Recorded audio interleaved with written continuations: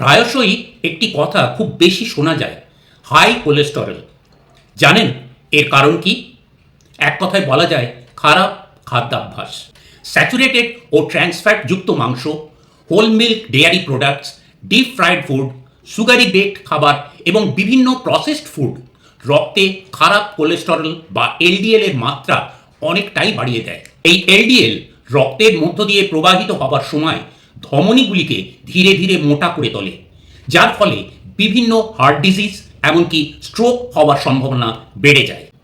গবেষণায় দেখা গেছে যারা এই স্যাচুরেটেড ফ্যাট যুক্ত খাবার বাদ দিয়ে এইচডিএল বা গুড ফ্যাট সমৃদ্ধ খাবার যেমন নাটস, তৈলাক্ত মাছ, অলিভ অয়েল, ওমেগা-3 ইত্যাদি খাদ্য তালিকায় রাখেন, তাদের কোলেস্টেরল নির্দিষ্ট মাত্রায় চলে আসে এবং তাদের হৃদরোগের আশঙ্কাও অনেক কমে যায়।